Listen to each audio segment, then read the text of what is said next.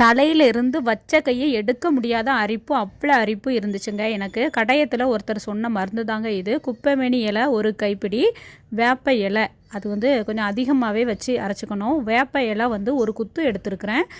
வேப்ப இலை, அப்புறம் வந்து புங்கை மரம், அந்த புங்கை மரத்தில் உள்ள இலைகள், புங்கை இலை அப்படின்னு சொல்லுவாங்க. நம்ம ரோட்டு ஓரத்துலலாம் அந்த இலை இருக்கும். நிறைய பேருக்கு வந்து இது என்ன இலை அப்படிங்கிறது நிறைய பேருக்கு தெரியாது. நம்ம பார்த்துருப்போம், ஆனால் அது கூட மூலிகை நேம் வந்து தெரியாது.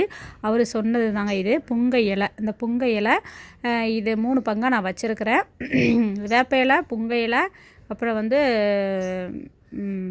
குப்பைமேனி இலை, இந்த 3 இலையையும் இப்படி பிரித்து வச்சுட்டு இதை வந்து நம்ம வந்து அரை எலுமிச்சைப்பழம் விட்டு தான் அரைக்க சொன்னாங்க. தண்ணியெலாம் சேர்க்கக்கூடாது. அரை எலுமிச்சைப்பழம் விட்டு அரைச்சி வேப்ப எண்ணெய் இருக்குல்ல அதோட இதை சேர்த்து நல்லா குழச்சிக்கிட்டு வந்து தேய்க்க சொன்னாங்க. இது வந்து செக்கில் ஆட்டின நயம் வேப்ப எண்ணெய்ங்க. அரை எலுமிச்சைப்பழம் வச்சு தான் இதை வந்து அரைக்க சொன்னாங்க.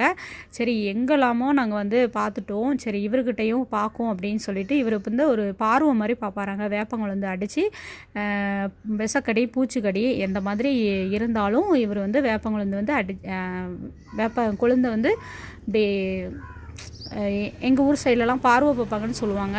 அந்த மாதிரி பார்த்து இந்த மருந்து வந்து சொன்னாங்க. நானும் அம்மியில் நல்லா அரைச்சி இங்கே பாருங்கள் ஒரு உருண்டையாக உருட்டி வச்சுருக்கேன். இந்த உருண்டையை அப்படியே நான் வந்து தலையில் வந்து அந்த சதையில் படுற மாதிரி எங்கெங்கெல்லாம் அந்த அரிப்பு இருக்குதோ வெள்ளை வெள்ளையாக எனக்கு வந்து சிதிலா விழும். நான் வந்து இந்த மாதிரி அரைச்சி இந்த மாதிரி நல்லா தலையில் வந்து அந்த தோலில் படுற மாதிரி நல்லா அப்ளை பண்ணி விட்டுட்டேன்.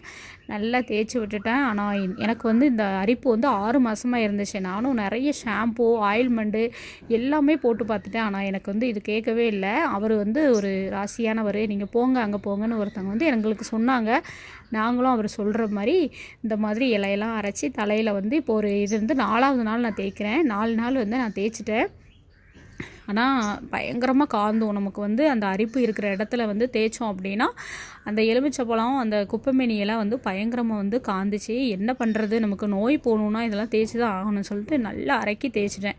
முடியெல்லாம் தேய்ச்சிட்டு வடிவேல் படத்தில் வர்ற மாதிரி கொண்டையெல்லாம் போட்டாச்சு.